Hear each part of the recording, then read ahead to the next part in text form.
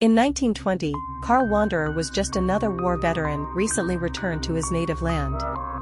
The son of German immigrants who had made their home in Chicago, Karl had dropped out of high school to join the army as an enlisted man. Starting as a machine gunner, Karl was promoted all the way to second lieutenant.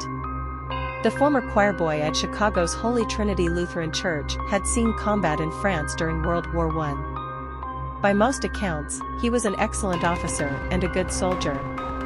When he returned home in 1919, Karl was greeted as a hero.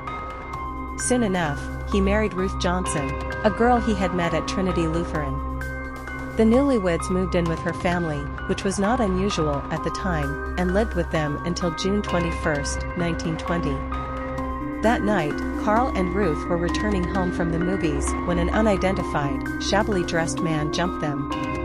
Within seconds, the man fired his gun several times, and Karl shot back with his service revolver.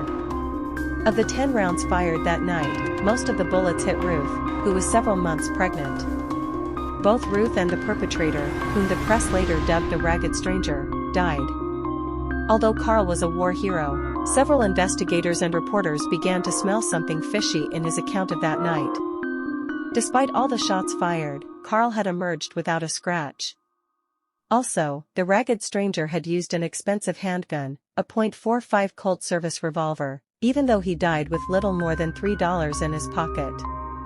Two Chicago reporters, future Hollywood legends Charles MacArthur and Ben Hecht, discovered that the stranger's gun had once belonged to Karl's cousin.